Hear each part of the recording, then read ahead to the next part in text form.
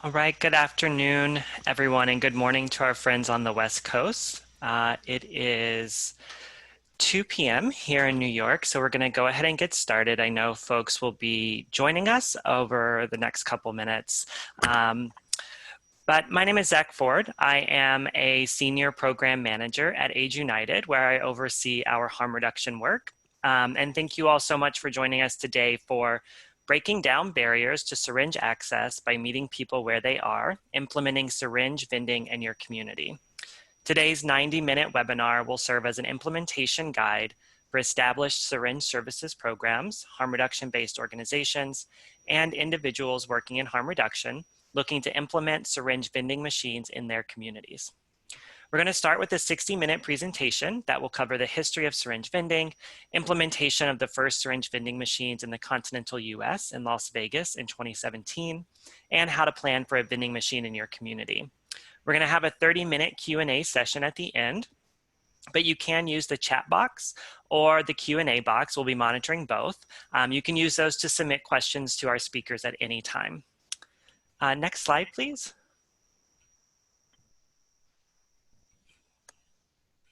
So Age United's mission is to end the HIV epidemic in the United States. Age United envisions a time when all people, governments, and organizations commit to ending the epidemic and strengthening the health, well-being, and human rights of everyone impacted by HIV. The voices of people living with and vulnerable to HIV always guide our work. We fulfill our mission through strategic grant making, capacity building assistance, and policy and advocacy. And we have supported efforts for more than 30 years across each of these pillars. Age United has managed the Syringe Access Fund for over a decade and supports a responsive harm reduction approach to HIV prevention and treatment. Next slide, please. So the United States is currently facing multiple epidemics, including HIV, viral hepatitis, overdose, and COVID-19. Using a syndemics framework to examine these intersecting epidemics, one can explore the health consequences of identifiable disease interactions and the social, environmental, or economic factors that promote such interaction and worsen disease.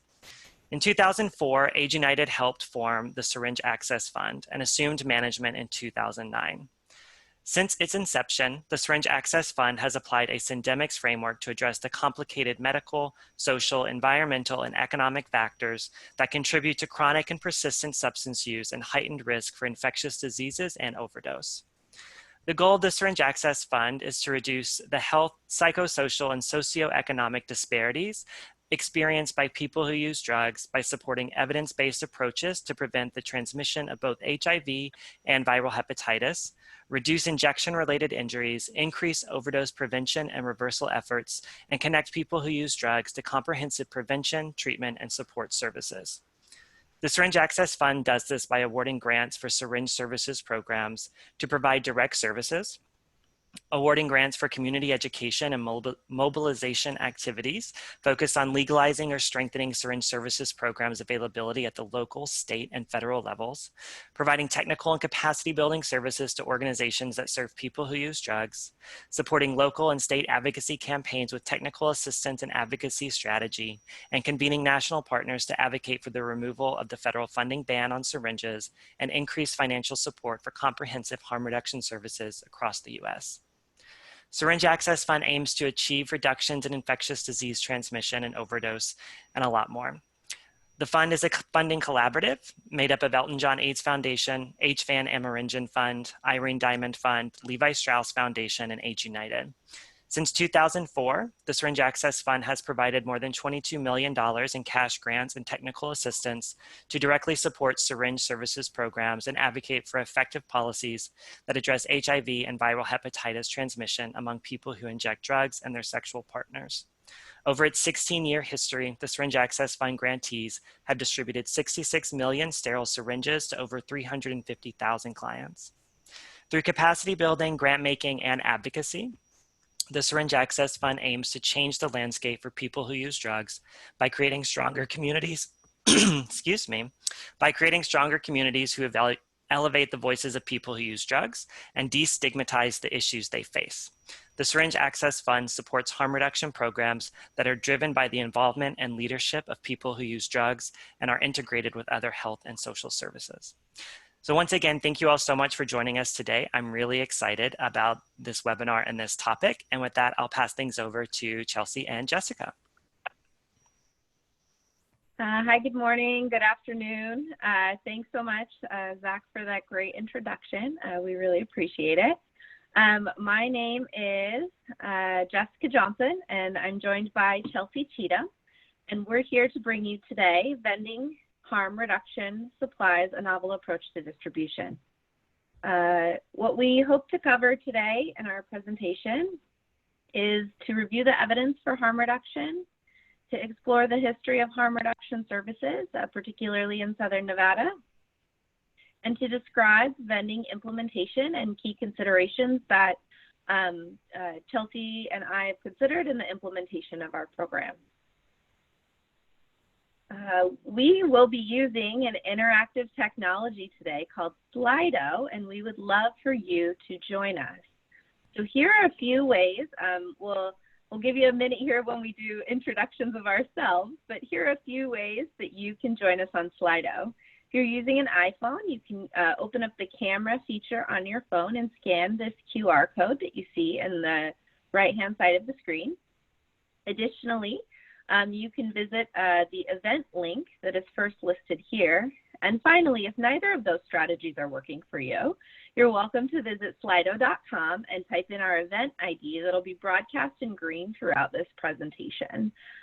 This should be a strategy to help us just make this a little bit more of an engaging experience, and really we'd like to hear from you about some of the successes and barriers as you're looking to implement syringe services programs and expand them for people in your communities. I'll start with, I'll hand it to Chelsea to do a quick introduction of herself, and then she'll hand it back over to me and we'll get going. Sure, thanks Jess. My name is Chelsea Cheatham. I'm the program manager at Track B Exchange, which is the only syringe service program in Clark County, Nevada. And I'm also a consultant for harm reduction. And we were the syringe exchange program that rolled out the vending machines in April of 2017. Great, thanks Chelsea. I am Jessica Johnson. I'm a senior health educator at the Southern Nevada Health District, the local health authority that serves the community of Las Vegas and the surrounding incorporated cities and communities. I've worked on opioid overdose prevention and HIV prevention for our health district for the last 4 years across the Division of Community Health. For those of you asking for the QR code again, I'm going to put it up real quick here.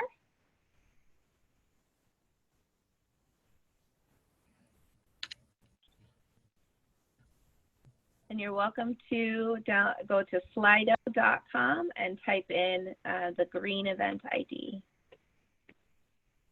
We'll get a chance to use that here in just a moment.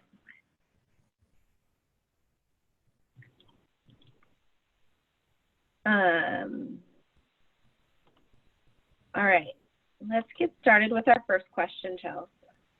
Sure. So our first question to the audience is a short answer or like a one-word question. So when you think of harm reduction, what comes to mind for you?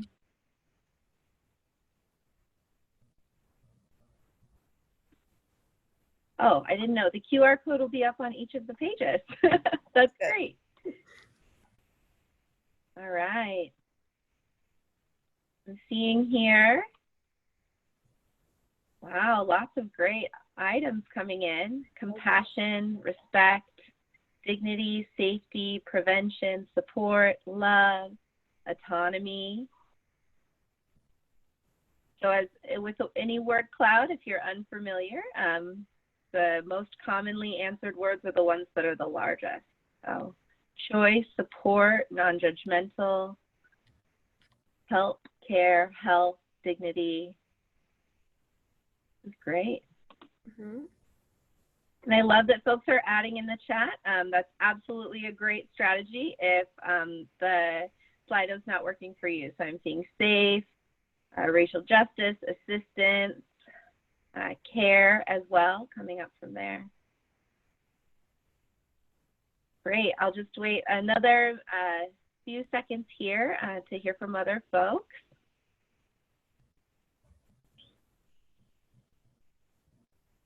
Peace, empathy, options, life-saving, active listening, empowerment. Great. I see syringes on there. Definitely. We'll talk about that as well today. Listening, peace, solidarity. Great. So I'll give everyone just another minute or so. We'll have multiple opportunities to use Slido today. I am glad to see that we have a lot of folks who are familiar with the work of harm reduction and a lot of the goals around respect, compassion, prevention, and safety throughout this work. Really, this webinar is intended for folks who are probably already working in harm reduction to some capacity and then enhancing their work with syringe services programs through vending. Thank you to those of you still participating. We're going to hop over to our definition slide. So just some brief level setting here as we get started. So harm reduction or harm minimization is a range of public health policies designed to lessen the negative social and or physical consequences associated with various human behaviors, including drug use, both legal and illegal. So when we think about drug-related harm reduction, it accepts that substance use is part of our world. It doesn't condone use, but it meets people where they're at and works to minimize high-risk behavior and to save lives and offers additional opportunities for intervention with participant autonomy. Harm reduction includes abstinence from substances, if that is what an individual chooses to do, really that respect, compassion that was demonstrated on the first slide. And it's not just syringes. Harm reduction programs offer more than just syringes alone. We are going to talk a little bit about those syringe services programs today, but do know that there's much more, as was demonstrated by everyone's participation in that first word cloud. Thank you so much for that. Some brief highlights on syringe services programs. We'll be referring to them throughout the webinar as SSPs, and I apologize, I have my notes over here on a second screen. I'm sure you all can appreciate the work from home life that a lot of us are doing right now throughout the US. So syringe services programs, they provide access to free and sterile syringes and other injection equipment, safe disposal of used syringes, and an opportunity for syringe exchange. They provide other health and supportive services such as, or to include, comprehensive risk reduction counseling, oftentimes HIV and viral hepatitis screening and referral to treatment, referral to substance use treatment as well, a referral to medical care and mental health care. They can be a key access point for people who inject drugs. They might also be known as syringe exchange programs, needle exchange programs, and needle and syringe programs. The effectiveness of SSPs, syringe services programs, are well established in the literature. There's a lot of compelling evidence for reducing HIV risk, including the safety and cost effectiveness for HIV prevention among people who inject drugs. PWID is what that stands for, including a reduction in injection risk behaviors, reduction in HIV incidence, and this has all been demonstrated to be done without an increase in drug use or an increase in crime.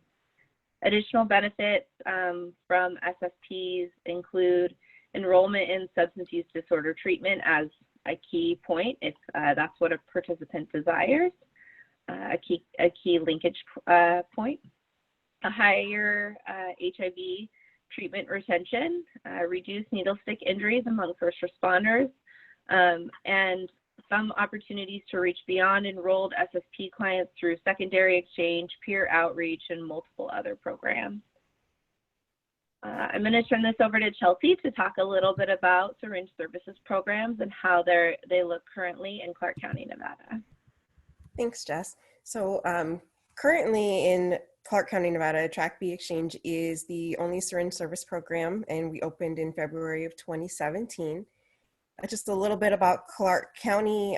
Clark County is Nevada's most populated county, and it's also the 14th most populated county in the United States, but it's the 47th most densely populated county. So Clark County has all of urban, rural, and suburban areas in one county. Next slide, please. So the next slide is a Slido question.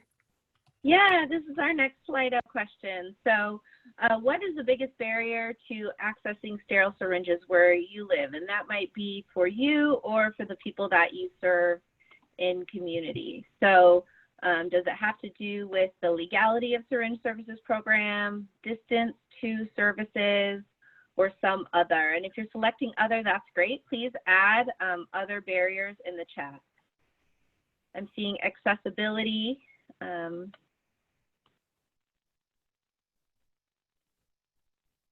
So distance to services, some legality, law enforcement, legal.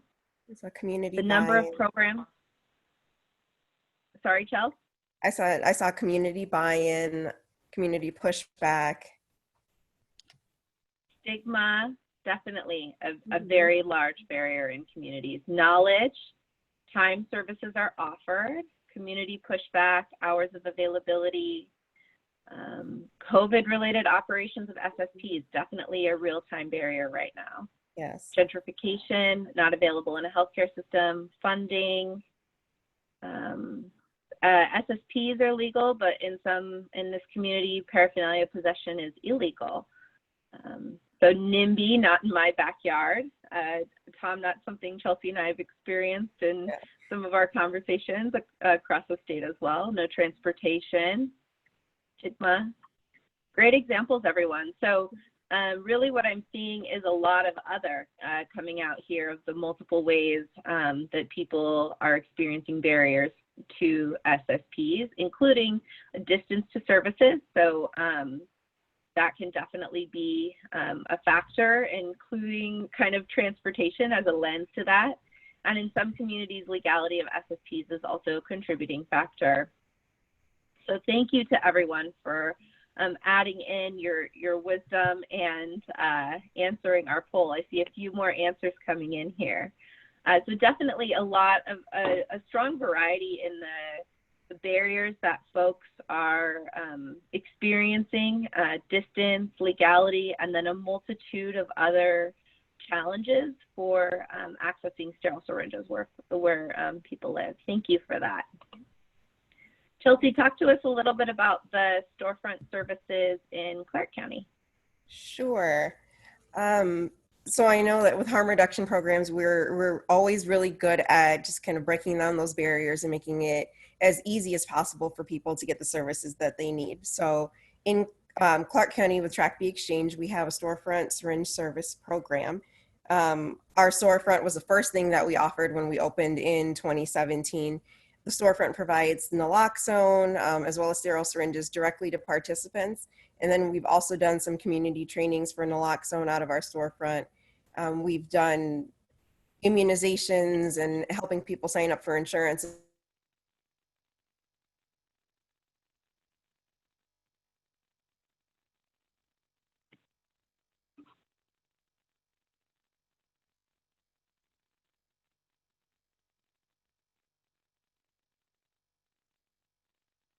Chelsea, are you still there? I am, yes. Can you hear me? Sorry about that. Yeah. Okay, sorry. So the shipping program originally started to ship naloxone and syringes throughout the state of Nevada.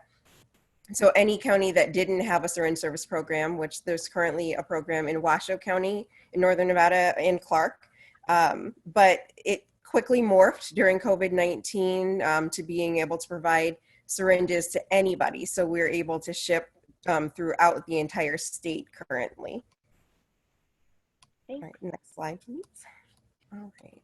So our outreach-based syringe service programs include our mobile vehicle. So we have a Clark County-based program where we do outreach and we provide sterile syringes as well as naloxone, and also helping people get into treatment when they're interested. And we also have a mobile mat delivery unit. That's one of our newer offerings, and that's going to be traveling throughout the entire state of Nevada. And then we also, on a very limited capacity, we're able to provide peer and secondary exchange in the rural areas as well as in Clark County. Great. So our next question for you all is, what syringe service program resources are available in your community? So what types of ways are folks able to access SSPs? Oh, lots of mobile, okay. Peer and secondary exchange, storefront. Some folks offering shipping too, which is great. Seeing some mobile peer-to-peer in the chat.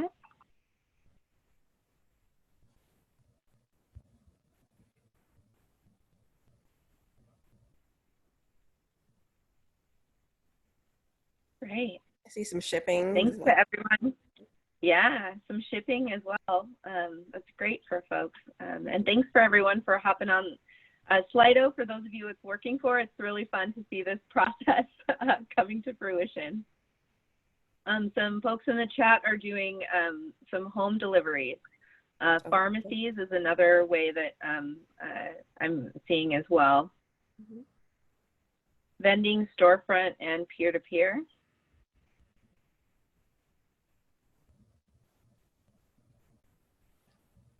Give this another few seconds here. It looks primarily like people are storefront shelves, some peer-to-peer secondary exchange, and mobile being right up there as well. So really a lot of flexibility from the folks who are on the webinar today in terms of how syringe services programs are being delivered in a variety of communities, with some folks still doing shipping, and there's some at 11% we have none of the respondents. So definitely challenging. And then a few other folks who are working on vending as well. So that's great. Thank you, everyone. And then secondary exchange through outreach workers.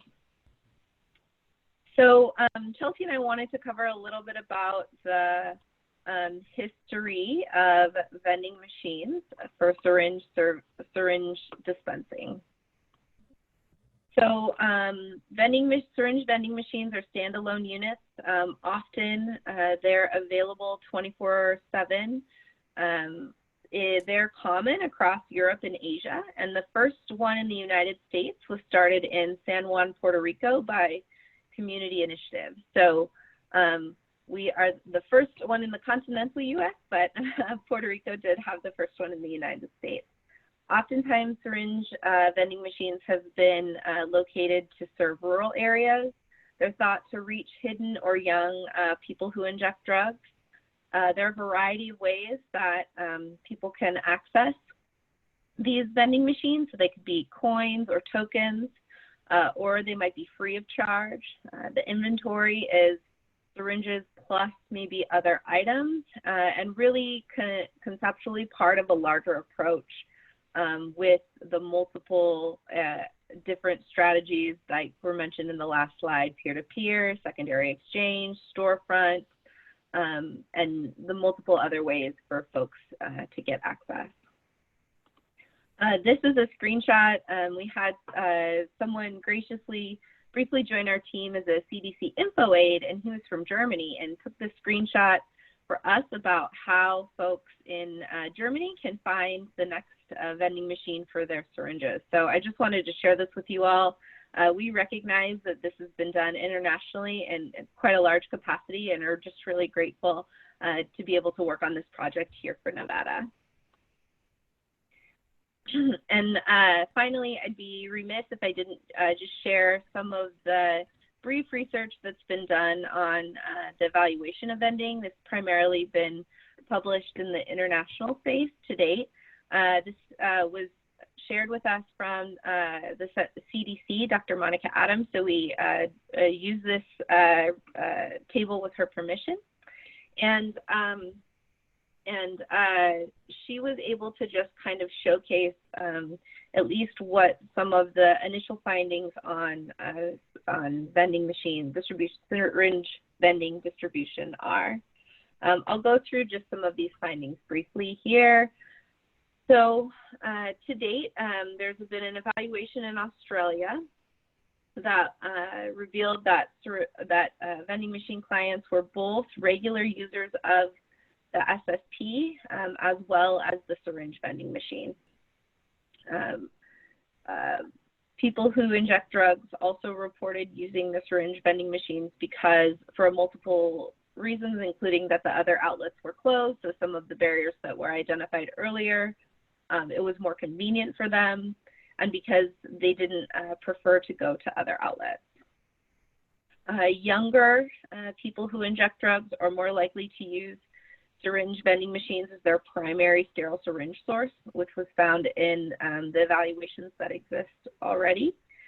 The younger clients were also more likely than older clients to report using syringe vending machines to avoid stigma or detection. So something that came up in the initial harm reduction word cloud that we put together. So those are some of the initial findings, and then there's been some formative research on the acceptability of syringe vending machines for people who inject drugs and community members, and this indicates general support for the approach. A study of attitudes toward different types of syringe vending provision in Mexico indicated slightly less support for syringe vending machines than for fixed site syringe services programs. However, over half the residents still supported them locally. These concerns from community members are what sort of bore out in the formative research, and when we give presentations across the state about syringe vending, these are also some of the same concerns that arise through those conversations. And although concerns have been raised, outcomes are generally positive or neutral, or perhaps also unknown. For example, concern that lower staff contact at syringe vending machines would result in more injection risk was not borne out in the data. And so there are still a lot of lessons to be learned here. These cited advantages include reducing staffing costs, anonymity, especially for potentially a rural area, round-the-clock access, depending on where the vending machine is placed. And from other communities, we know that there's potential utilization or opportunities among younger people who inject drugs. So these are just kind of some of the formative research that has been demonstrated to date. I'll turn this over to Chelsea to talk a little bit about vending machines in Nevada. All right. Thanks, Jess. Sorry, I'm just pulling up my notes.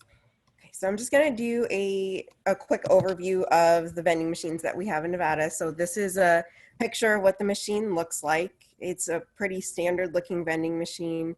When we purchased it, we were allowed to kind of choose the wrap that was going to go on the machine. So we picked out something that has kind of a graffiti style because we wanted it to just kind of fit into the settings that we were putting it in, and also to kind of deter people from ever deciding to write on it or anything, and we wanted it to look really cool.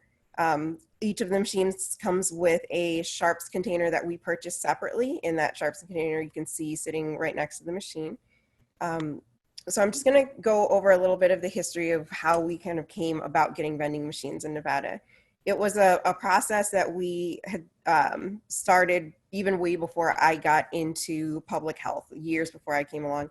So it took about 10 years of work to kind of lay the groundwork for what these machines were going to look like and what we wanted them to do. We had contacted people just all over the country and all over the world, including we talked to our harm reduction partners in Puerto Rico, and they had just told us a little bit about their vending machines. We also contacted a group, AIDS Healthcare Foundation, and they were able to provide an example of what the vending machines were able to do for one of the projects that they were doing in Los Angeles. So we decided to purchase some medical grade vending machines. These machines are similar to the machines that you'll commonly see in hospitals that are used to dispense controlled substances and medical supplies. We were purchasing these machines that have a keypad on them as well as a card reader, and we'll discuss a little bit later the design of the machines. In this presentation, we're also going to discuss the machine costs, and also we're going to talk a little bit more about the idea of possibly buying an old machine and retrofitting a machine to dispense syringe kits or other kits that you may want to put in a machine. We're going to discuss the placement of the machines and how to decide what organizations to place them in. When we first started this project, we were able to utilize some funding that helped us to determine where we were going to be able to place the machines. Currently, we have our machines in 6 sites in urban Las Vegas and Clark County, and we're going to branch out into the rural areas a little bit later this fall. We're also going to discuss a little bit about the hours. So you're going to want to think about when you want the machine to be able to be used. It's going to help you with placement, whether you want daytime hours, nighttime hours, or you want it to be available to people 24/7. And also we're going to touch briefly on just what you're going to need in order to place the machine in another organization, just kind of what you might want to put in your machine agreement, whether you're going to require insurance or anything like that for these machines. All right. So vending machine-based services. So currently we have 6 machines that are located in Las Vegas. We have the places where they're located listed. So we have the center, which is the Gay and Lesbian Center here. We also have Center for Behavioral Health. We have machines in 2 of their locations, and they are a MAT, so a medication-assisted treatment facility. We have a machine located in Tim Care, which is a general medicine clinic, as well as Hunt Ridge Family Clinic, and Entourage, which is a men's spa. And like I mentioned previously, we're going to have 2 machines that are going to be located in the rural areas of Nevada, and the estimated rollout for those machines is fall of this year. The first one will be placed in a town called Hawthorne, Nevada, which is about 5 hours northwest of Las Vegas. So the vending program offers many of the same services that are seen in a traditional syringe service storefront, just kind of in a packaged way. Syringe vending machines are standalone units, similar to a soda vending machine. They dispense sterile syringes, and oftentimes they'll accept, with the sharps containing next to it, the used needles for disposal. Again, like Jessica had mentioned, this isn't a novel idea, so this is something that's been seen in other parts of the world. Vending is just a new way for us to tackle an old problem. Some of the things that you can do with vending is increase STD and HIV testing and deliver materials needed to help people stay safe. It's also a way to increase access to hard to reach populations. One of the things that we realized when we opened Track B Exchange in February 2017 was that one storefront would not be enough to serve our entire community. It wouldn't be enough to serve Las Vegas, let alone Clark County. So vending machines allowed us to expand services with fewer associated costs compared to opening a new brick and mortar location. It was also a way for communities who are under-resourced and in need of services to receive services at a lower cost. Vending helped us to partner with like-minded agencies, so we're able to place these machines in agencies that are harm reduction friendly and very pro-harm reduction, and we're able to provide these machines to community providers to be a host site. We hope that the vending machines are going to be able to reach people that are harder to access or may be resistant to services. And also, we're hoping that the vending machines are going to be able to reduce stigma. And that's one of the things that we've been able to find is it really is helping to reach non-traditional populations. All right. So I'm just going to go over a little bit of our data from the vending machines, and this data goes from April of 2017, which is the first date that we rolled out the vending machines, to July 31st of this year. So in that time, we've had 17,620 transactions at the vending machines. We've enrolled over 2,300 unique clients to use the machines, which is a fraction of the amount of people that have used the storefront, but still a very significant amount of people. We have given out naloxone kits, and close to 900 naloxone kits in those machines, and made that just an easy way for people to access that life-saving medication. We've also given out over 11,000 syringe kits, pregnancy tests, hormone kits, and over 400 hygiene kits in the machines. So we've been able to distribute a lot of items to people that were not able to make it into the storefront, or just were able to access these items easier at a vending machine. All right, so we're going to talk about some logistical considerations for vending. So as I mentioned previously, the machines that we purchase are medical grade vending machines. We purchase our machines from a company called Wittern Group. They make lots of vending machines, including vending machines that are used for EMS services and in hospitals. When purchasing the machines, it's really important to determine the size of the items that you're going to be giving out. And that's one of the things that we figured out very early. It's going to help you to be able to design how many rows you're going to need, how many columns you're going to need, and how much inventory you're going to be able to keep in the machine. It's one of the things that we learned is that it's really important to look at the packaging that you're putting your kits in. So originally we started off with packaging all of our syringe kits and almost everything in the machine in boxes. And you could see that in the picture of the machine that we showed earlier. But what we realized is if we put our items in opaque plastic Ziploc bags and we put them in the machine, we're able to put more in there. And it was just easier to vend, and it ended up to be a cost savings as well. So that's something that we were able to determine later on.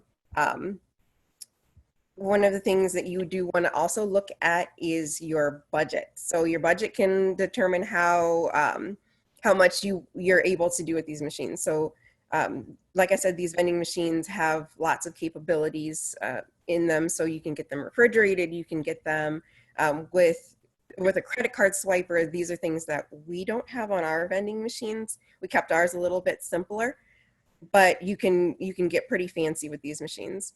Machines similar to ours have cost between $7,500 and $10,000. So you definitely want to consider your machine costs to determine how many you want, and just the various things that you want your machine to be able to do. And we're very lucky in that all of our machines can be linked through a common data system, which I'm going to talk about a little bit later. Our data system is called Vendnovation, and it comes built in with the machines that we purchased. We purchased 6 machines for this program directly, and we were lucky enough to have 2 machines donated to us that were also able to be linked to our data system. For us, having data is very important. We needed to be able to track machine usage and also how many syringes were going out. It's one of the things that's required of us.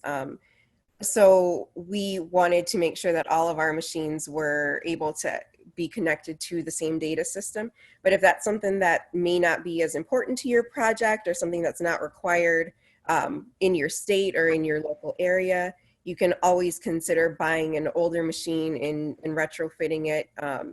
Older machines may cost less.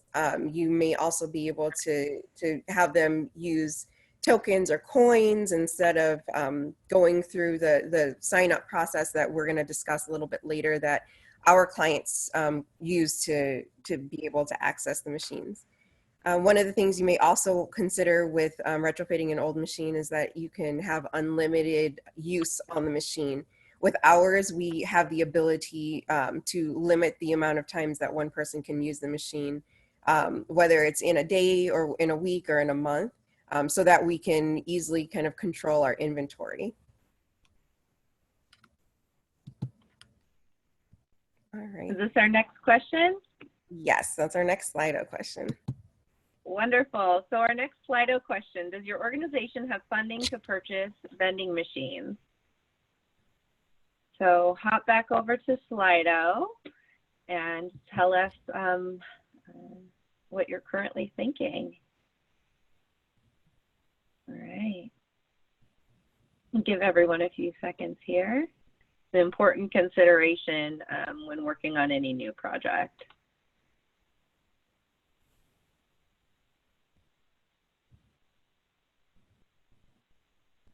So we have 70 responses so far, Chelsea. About 56% of folks are saying they don't have funding. 37% don't know where to ask for funding.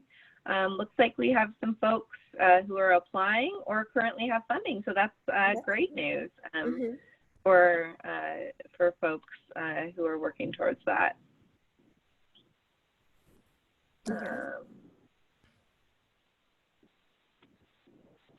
So some folks talking about small foundations and grants, about purchasing the machines themselves.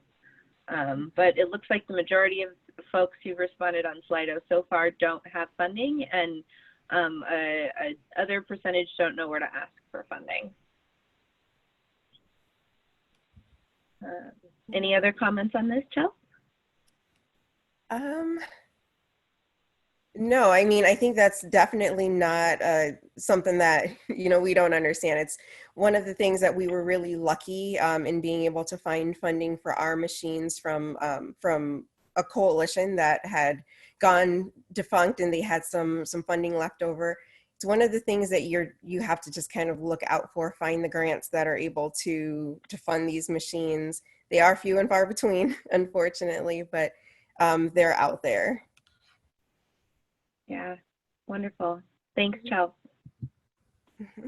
Vending machines and organizations. Okay, so we're going to just talk about placing the vending machines and just choosing a location to place the vending machines. So obviously, one of the things that you're going to want to look for if you're looking to place a machine is an organization that is going to be really harm reduction friendly. Client safety is really important, but also client comfort is important. You want an organization that's not going to have any stigma towards the people that are going to be using the machines.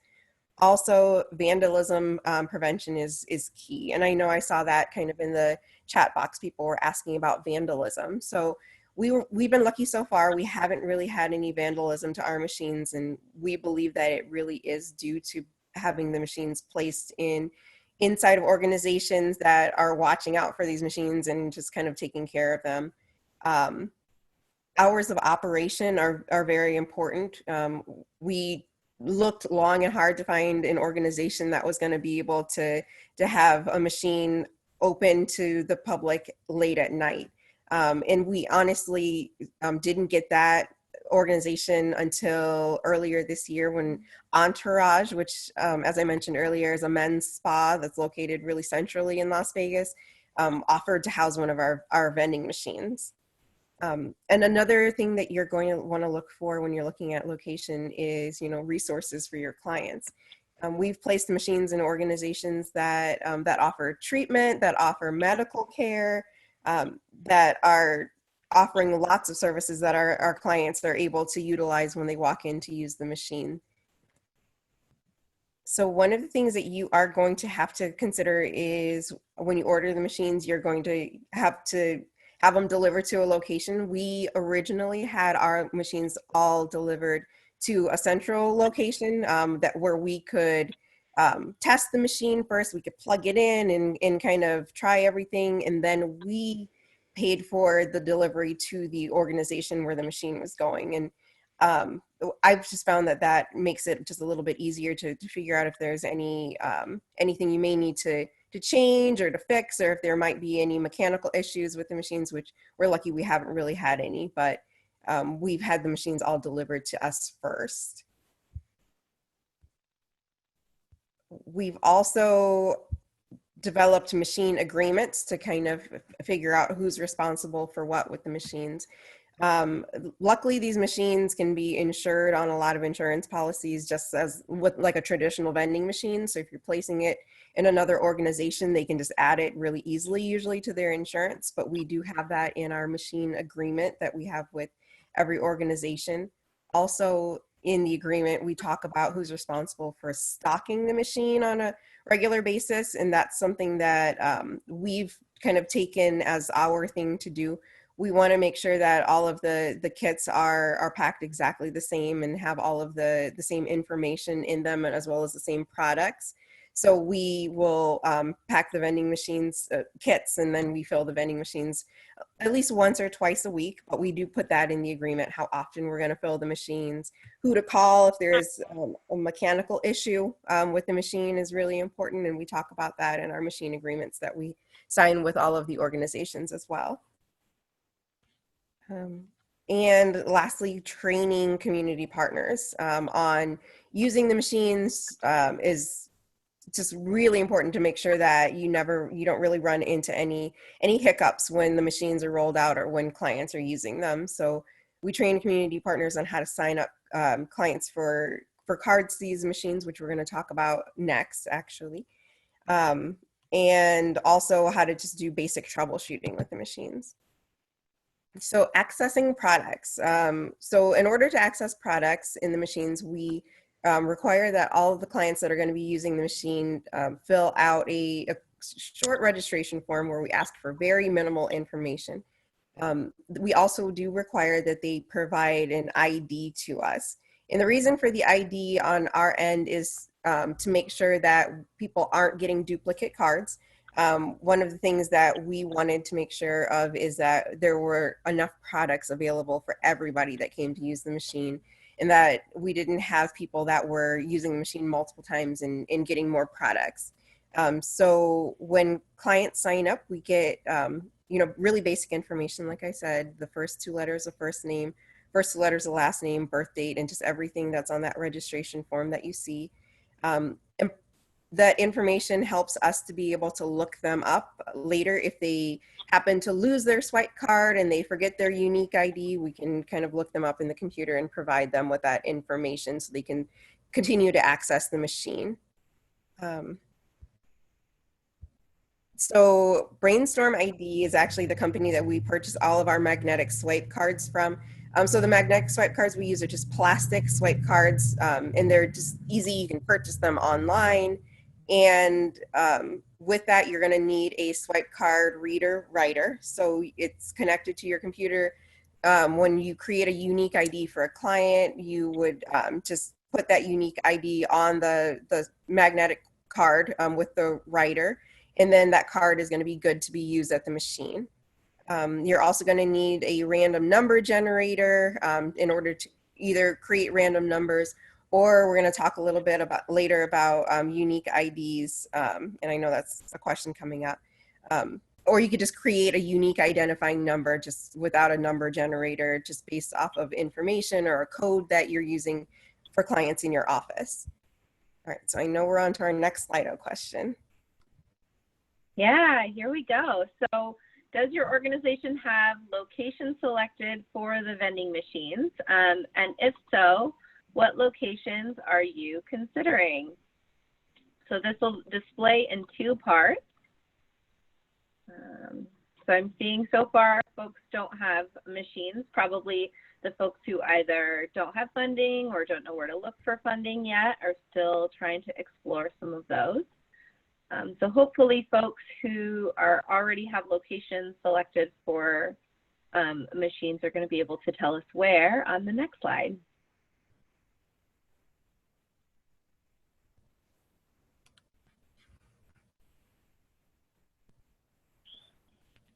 Give you folks another brief minute here on Slido.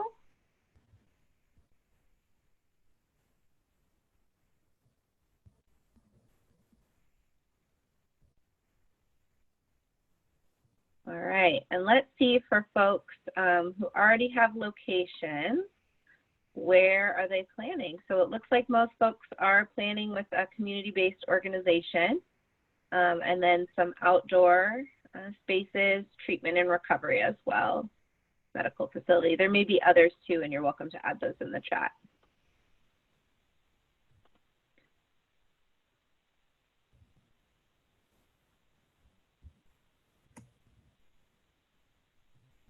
All right. In the interest of time, I'm going to hop us to our next page.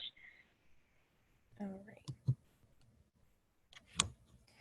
So as I mentioned before, we have a data system that's already pre-built into all of the machines, and this data system is able to help us track all of the transactions, as well as the clients that are using the machine, and it's able to do all of our data collection and export. And that data system is also able to export to Excel on our computers, so we're able to in real time see transactions. That helps us to know if the machines are getting low on inventory.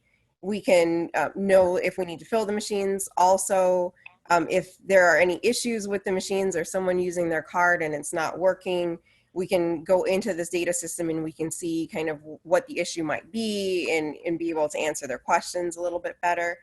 And it's been really helpful for us to see just kind of usage of the machines and just what products are going out, and what we might need to take out of the machine and put something else in there, or maybe add twice as much of this product to the machine. So Vendnovation has been just really, really helpful for us.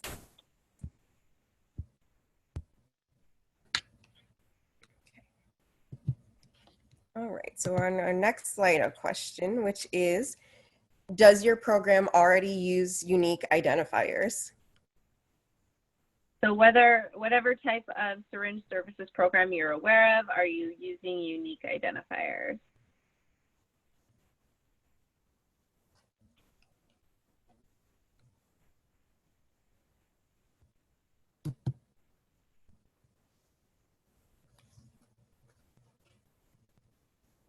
All right.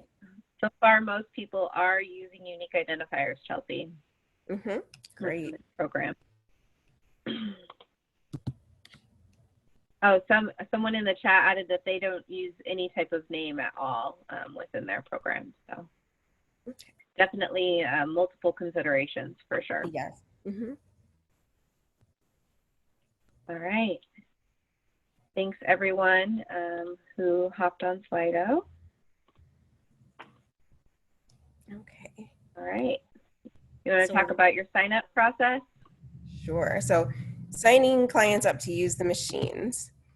All right. So the screenshots that you're seeing were taken from an employee training video, and just to ensure that we didn't have any information and that get out that we didn't want to, we just took screenshots instead. And I'm just going to explain a little bit about how we set up our vending machine process. So in order to create the unique identifiers for clients to use the machines, we just choose a random number generator. And there's lots of random number generators to select from online. So what we do is we wanted to create an 8-digit number for our clients. So we generate these numbers just in groups, with just putting in a lower limit of all zeros and an upper limit of all nines, and just kind of kept creating until we got a full list of numbers.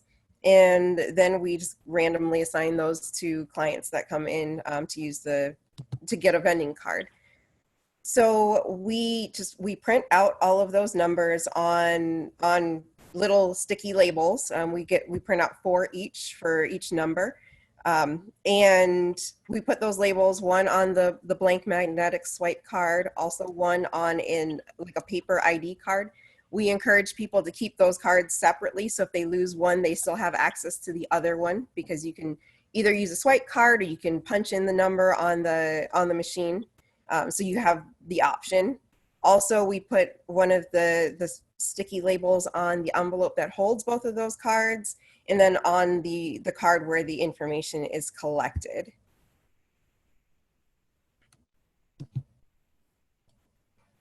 Next, we enter those unique ID numbers into Vendnovation, and we put a placeholder in there just until the card is activated and we actually have a person to assign the card to. And we don't ever use our clients' full names when we're putting them in there. It's always just the first two letters of first name, first two of last name. So it's definitely not identifiable. And once someone signs up to use a card, we assign that card to them in the system, and then we can move them from an unassigned group in Vendnovation to a participant, and then they're able to use that card or that number at any of the machines that are linked. So currently all 6 of them that are here. So to create the card, we go through our card reader writer software. So again, we add that unique identifying number and we click on write, and we swipe the card through the card writer machine. And once you swipe it, it says swipe card done, and that's how you know that it was that number saved on there. So their unique identifier is actually saved on that swipe card, and it's usable at the machines, and it's able to then transmit to Vendnovation whenever they're using their card. All right, so next we have creating the packet. So as I mentioned, they get their magnetic swipe card as well as a card that just has the number written on it. Once again, we ask them to kind of keep those separately, just in case they lose one, they still have the other. And then we paper clip that, we put them in an envelope and we paper clip it to their registration card. And then once they come in, we have them fill out the little card, and we hand them the envelope that has both of their cards in it. And the cards are already activated and they're good to go, so they can go immediately from getting their card in our office to any of the vending machines, and they're able to use their card right away. So products in the machines. I'm going to talk a little bit about the products that we have in the machines, but just know that the sky's really the limit on the products that you can put in this machine. We've always kind of called ours a public health vending machine because it has more than just the syringes in it. We've put hormone kits in there, and I saw someone in the chat box asked about what's in the hormone injection kits. So we have, the larger gauge needles, as well as a luer lock needle or syringe tip to switch it with for injection. We have alcohol wipes in there. We also have wound care kits that may have gauze and antibacterial ointment and Band-Aids and things like that. We have sharps containers that we put in the machines by themselves in order to give people easier access to be able to carry their syringes or even other products in. We have fentanyl test strips that we were able to purchase and put in the machines so people can test for fentanyl in their substance. We have safe sex kits that are condoms and lube. We are going to be putting morning after pills in our machine that we're introducing into Hawthorne, Nevada, and that's going to be actually our first machine that's going to have emergency contraception in it, and we're going to kind of see how that goes. And then obviously our biggest product that goes out is our safe injection and our syringe kits, which have everything in them from, cotton, sterile water, cookers, alcohol wipes, Band-Aids, a sharps container, and we currently put 30 syringes in each kit. So it's important to create a list of products for the machine that you want to put in prior to purchase. It's going to help you figure out how many rows you need and how many columns, and also just how many clients can access the machine before the machine's going to be empty. It's really important to note that when we started our project, we didn't realize how busy the machines were going to be. So we are filling some of our machines currently sometimes twice a week. So you're going to definitely have to consider just your staffing and how often those machines are going to be able to be filled. We did some community advisory board input that helped us to determine what products to put in the machines, but also how much of each product to put in. And, we started off with putting, only 10 syringes in a kit, and we bumped that up at this point to 30 syringes in a kit. And that was in part due to our community advisory board input. Testing in the machines is something that you may want to consider, but also something that you're going to have to think about. What do you want to do with the results? Do you need to know the results? So we have pregnancy tests currently in all of our machines. We were going to pilot STD test kits in our machines that were going to be self-collected gonorrhea and chlamydia testing kits at one point. And during COVID-19, we started handing out our at-home HIV test kits, and we just recently were able to get some input on a procedure to get those results back and get people information about prep or access to care if needed. And I also did see in the chat box someone asked a question about limiting access to products. And the reason that we did that is just because we knew that we weren't going to be able to fill the machines every day, and we are limited in just the amount of products that we can give out. So one of the things that we did is we limit people to being able to access the machines for certain products either once a day or once a week, or sometimes even once a month, depending on the products. So that's something that's really fluid with these machines. You can always you can change up how often you want people to be able to access products. You want to think about your product costs. So one of the things we did was we laid out just, the amount of products we're putting in the machine and the packaging to kind of figure out what the cost was for each box that we were putting into the machines. And then also, as I mentioned earlier, just packaging, you want to look at costs for your packaging, whether bags or boxes are going to be, more cost effective for you, but then also, what's the community going to want. Some of our packages are actually things that people can carry with them. So we'll get pouches that are, leftover things from like a military surplus, and we are able to put our naloxone kits in there, and they're things that people could clip to their belt loop, so things like that are able to be given to the community where they are able to reuse the packaging later for other things. So we're on to our next Slido question. Wonderful. So, sorry, Chels, I'll give you a second to break. In your machine, whether hypothetical or not, what products are you hoping to include? So this is a word cloud style. So you can include syringes or as part of the products, or maybe you're thinking of something else.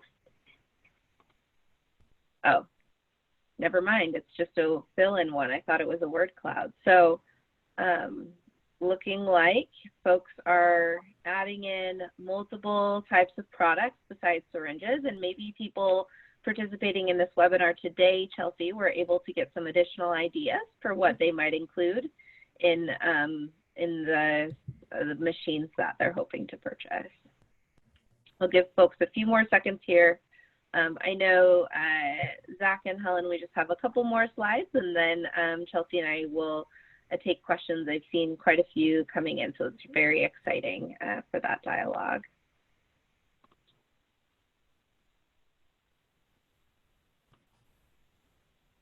All right, so lots of folks including products in the machines besides syringes, and here's what they are. I knew there was a word cloud component to this somewhere. So hygiene kits, Narcan, pipes, condoms, fentanyl test strips I'm seeing in there, other works for safe injection, personal care, hygiene products, fentanyl test kits, and naloxone as well, things like first aid, food, socks, HIV test kits as well. So some things we didn't mention and some new things as well. That's fantastic. Great. For a few more. I'm seeing someone in the chat also added business cards as something. And really anything, Chelsea. It looks like folks are taking into consideration what you mentioned at the outset, that the sky is really the limit when it comes to what types of products. Referral resources. Do you add referral resources in your kits as well, Chelsea? We do, yeah. So in the syringe kit, we have referral resources as well as a card that has our business hours on it. And then also we have a card that has the law that just says that it's legal to carry syringes, has our Senate bill on it, so that if people ever have any questions or asked about it, they can have that on hand. Great, thanks. And clarify for me, if someone uses the vending machine, they're also able to come into the storefront too, if maybe the supplies at the vending machine weren't what they needed, maybe additional supplies beyond what they accessed? That is correct, yes. So they can come into the storefront as often as they need to. Great, wonderful. Thank you everyone for your contributions to what products. Thanks for bearing with me that I didn't realize this was a two-part question. We'll move on to other considerations. Chelsea, does that work for you? That does, yes.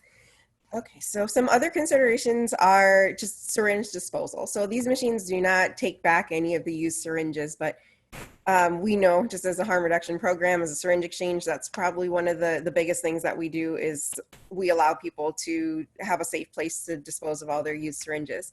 So we've purchased sharps containers separately and we place them next to every vending machine that we place. And what we found is that people are returning their sharps to the sharps containers and getting new syringes out of the vending machines. We also say that it's really important to consider trainings for staff, whether the staff at the syringe exchange that just are going to have to learn how to set up this whole process to get people cards to use the vending machines, or answer the phone to help people get their unique ID number if they lose it. But then also staff at all of the locations where you're placing the vending machines, and possibly doing harm reduction 101, or just a vending machine training for the staff there. Also resources for linkage to treatment and care. We're able to place a card from one of our local treatment agencies in most of the kits that we're placing in the vending machines. So that's something that you may want to consider.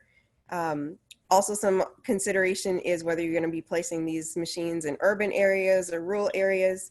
As Jessica and I have been working just with placing our first machine in a rural area in Nevada, that's going to actually be our first machine that's placed outside.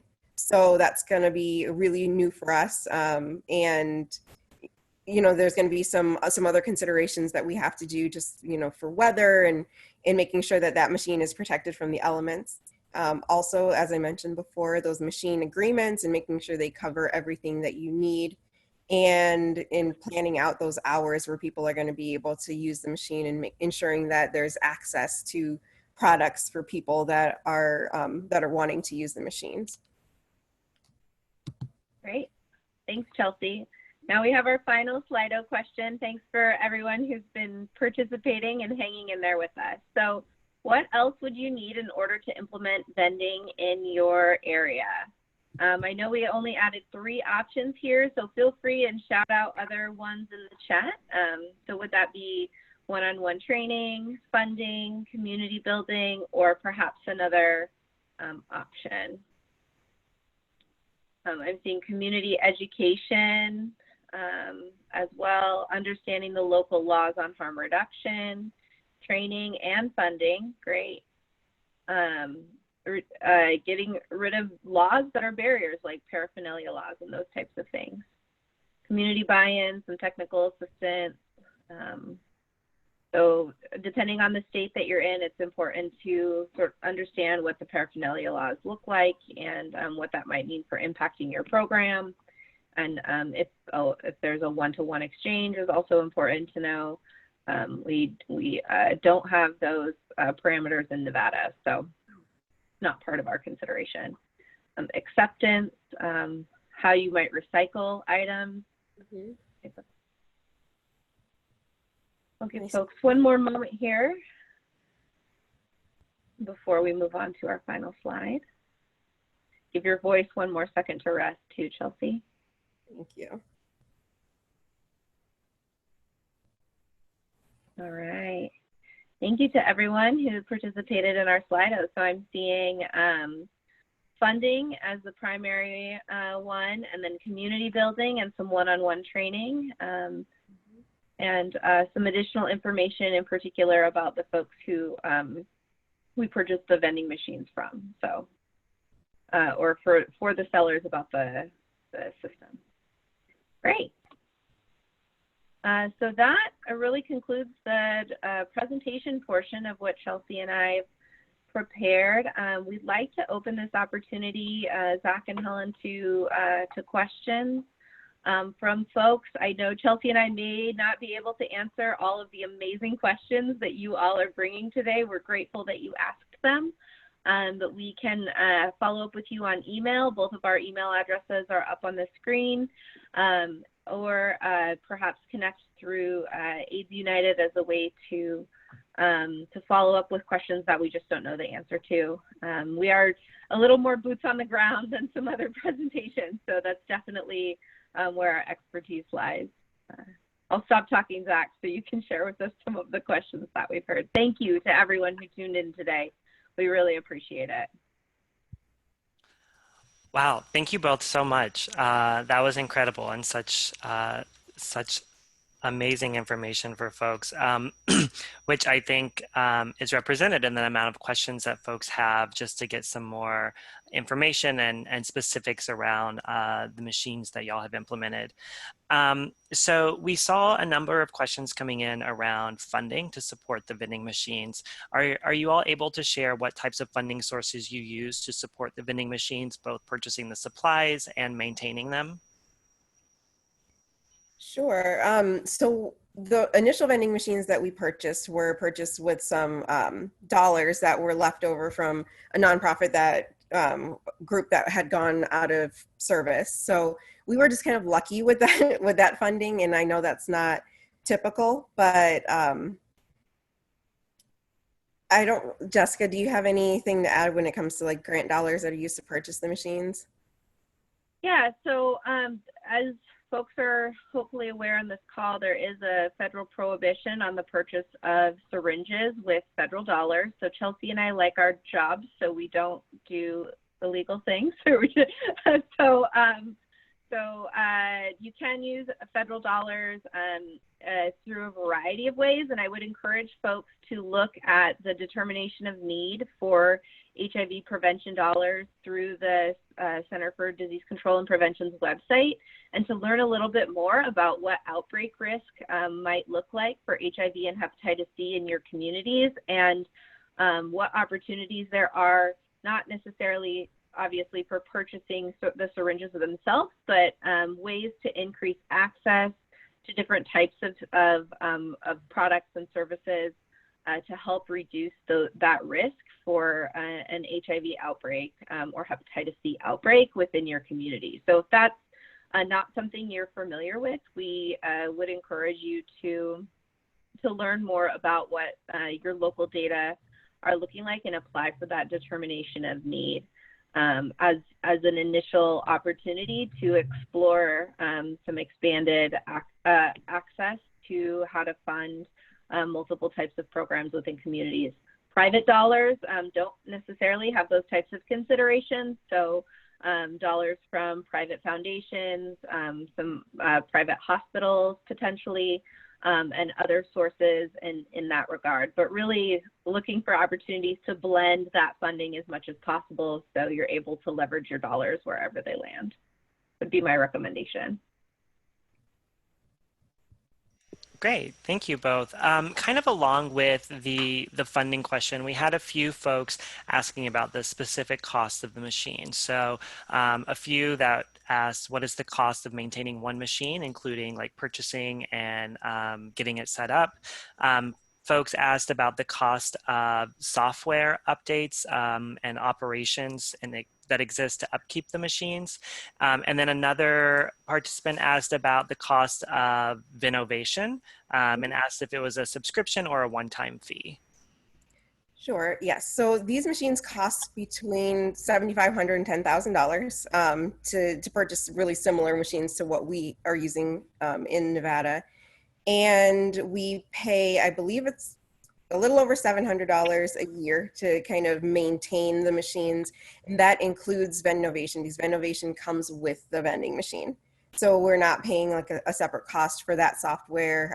It's what transmits all the data from the vending machines directly to our office so that we can just kind of monitor everything that's happening with the vending machines.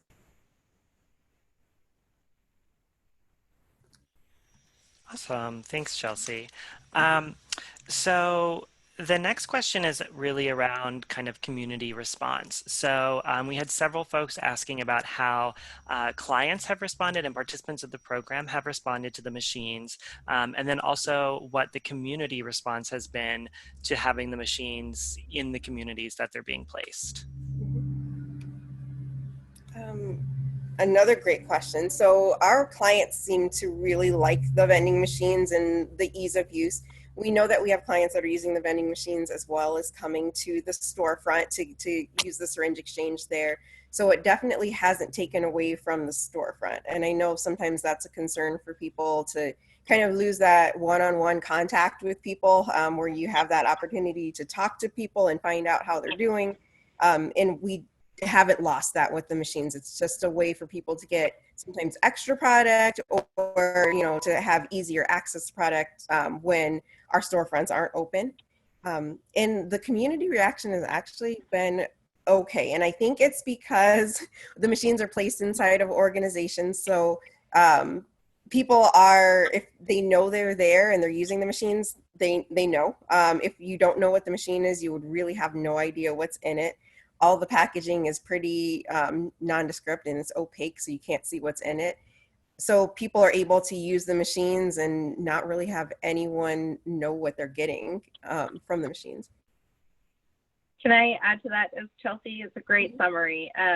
I think in some of our work in rural Nevada, obviously we do our best to live by the nothing about us without us principle. So really engaging local community in multiple areas has been imperative to that capacity building. So prior to us, rolling in with a truck with vending machines and trying to drop them off, because that's not our style, do a lot of spend time with communities, community coalitions, community building, really trying to listen, inform where we can about different outbreaks or risk of outbreaks, or what might be happening around infectious disease in a variety of communities. And I feel really lucky with my role at the health district to partner with the Nevada HIV prevention program to be able to leverage some of that work throughout our state. So and through that, Chelsea and I will come in and give kind of a brief presentation to folks. We often bring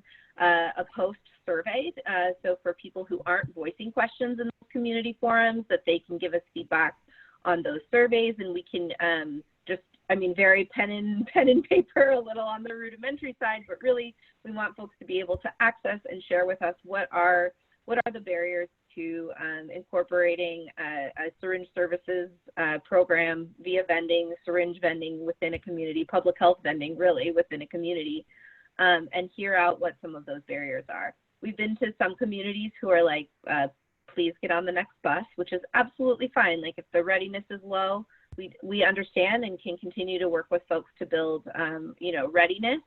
And in some communities, like the one Chelsea mentioned, and others, that we've had either a neutral or a favorable response. And then we really try to work with folks who are living in communities about what will work for them and how can we tailor and make this program work for them. So there is, especially in rural communities and frontier communities, maybe even in some suburban communities, maybe even in some urban communities, depending on what it looks like for you, an opportunity to do community building and build capacity for this work.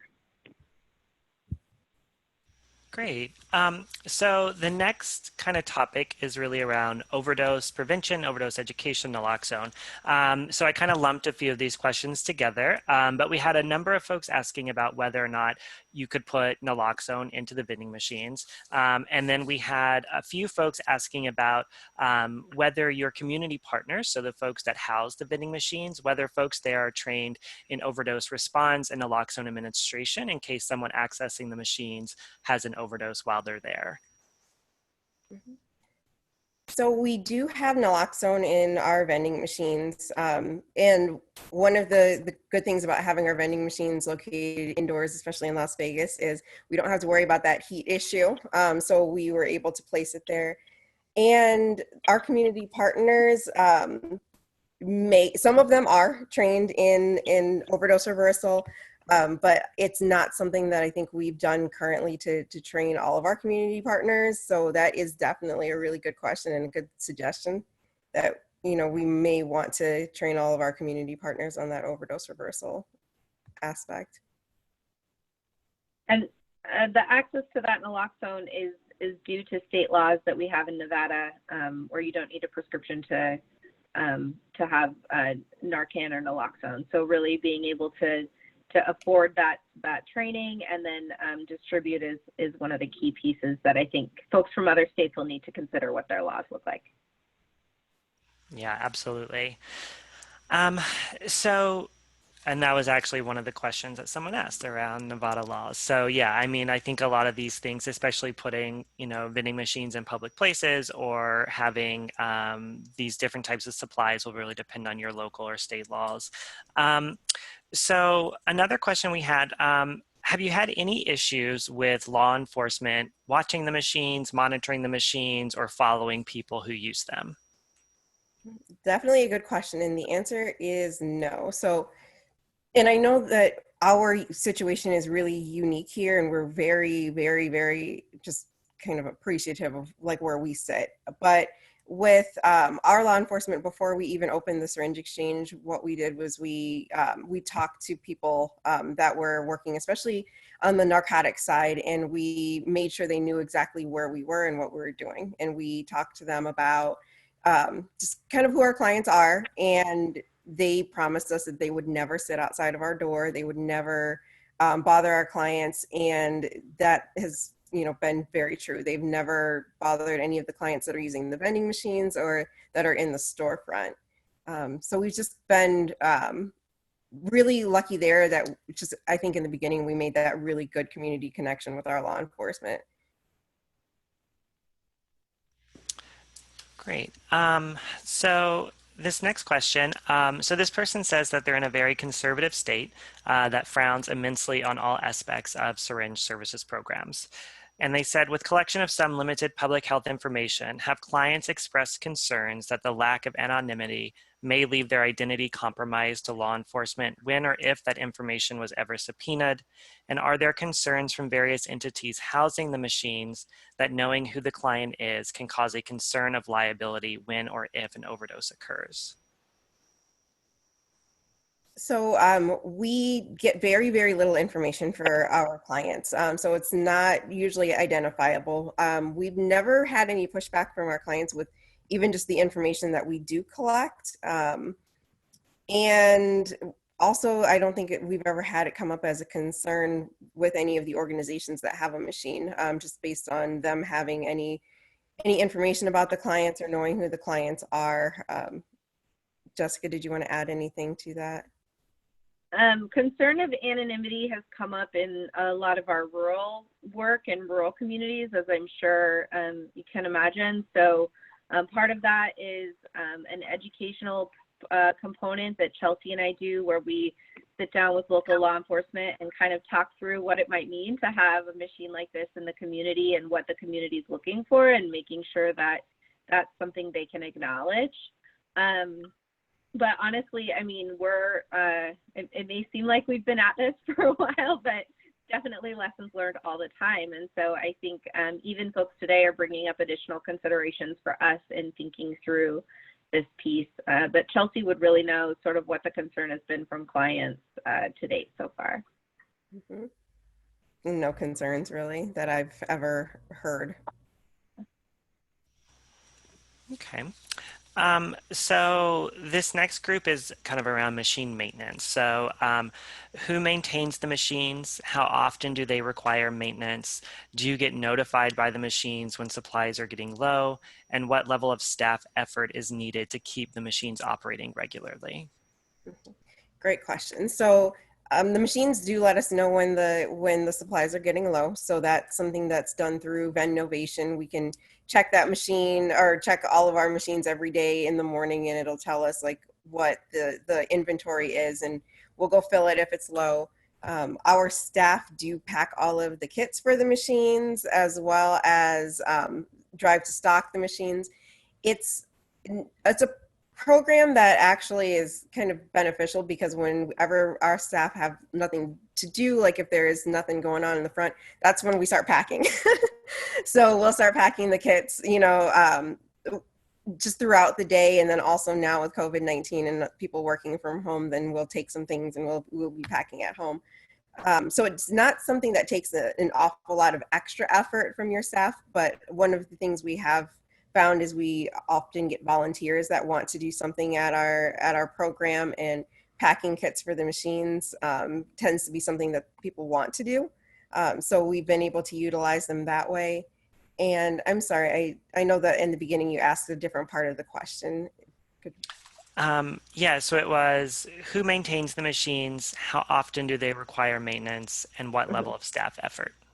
Yes. So we do the basic maintenance on the machine. So if something small breaks on the machine, like we've had one time where the card reader kind of got a little slipped off, we ordered a new one and we changed it ourselves. If it's anything major, we would call the company that sold us the machine, and they have people all across the country that actually can go out and maintain these vending machines. Great.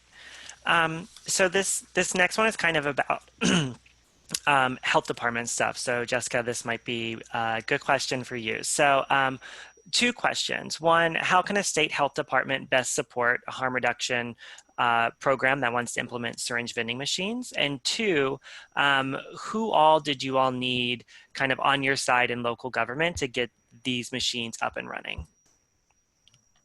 Great. Chelsea, I can take the first part of that. You might be able to speak a little bit better to capacity.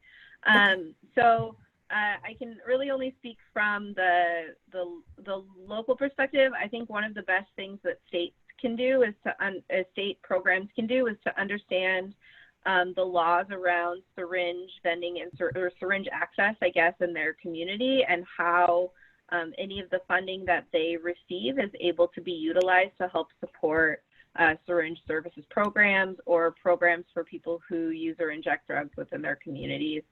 I think that's one of the best ways to help support this work that's happening. I know folks identified funding as one of the major barriers throughout this discussion. And so my advice would be to understand if you have a Good Samaritan law, what that means, if you can provide naloxone, what that means, and just the multiple ways that you might be able to encourage either grants that are out there in the community that your local syringe services program could apply for, or that whichever organization is wanting to implement public health vending, and to just try to be broad in that sense.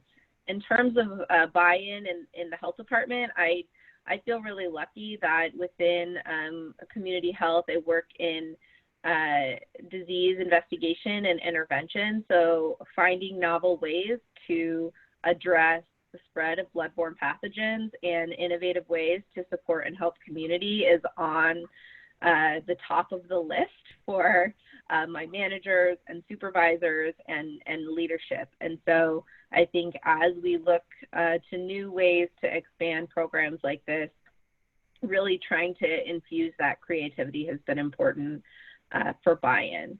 Chelsea, do you have any additional people from the capacity side that you think were important for this work? I mean, definitely for us as being just like a syringe exchange, working with the health department and having, our local health department as a huge partner in this was great. And then also just all of the organizations that wanted to have a machine. And we've been really lucky, once again, that we've had no shortage of organizations that want a machine. So it has not been difficult to find placement for any of these machines, or to be able to have them available to clients throughout the entire city. Great. So we have a couple more minutes left. I did want to take a moment to let folks know that a recording will be sent out to everyone who registered, so a recording of this session. Jessica, Chelsea, will you be able to share like PDF of the slides? Yes, okay, so slides will be available. So one question, what are the advantages or disadvantages with a vending machine versus a mobile SSP unit? I think both of them have, great advantages. We are utilizing both of them. And with the mobile, we can go to, a lot more areas because it's, not a static thing. But with the vending machines, I think it's good because then people who may just want to kind of maintain a little bit more anonymity and kind of are not wanting to speak with someone on a regular basis, they feel comfortable going up to a vending machine, and they're able to get their supplies that way. But I think both of them have a really important place in syringe service and in harm reduction. If I would echo exactly what Chelsea said. I think we're including public health vending today to add to the tapestry and the opportunities for people to have additional locations and areas and places where they feel comfortable accessing the supplies that they need to keep themselves safe. So whether that be a more traditional storefront or a mobile outreach or through a vending machine, peer-to-peer, I know was mentioned in the beginning as well, offering just home delivery, I saw some folks were doing as well. So really just adding to that tapestry of ways that folks can get what they need to stay safe. Great. Well, we are at time.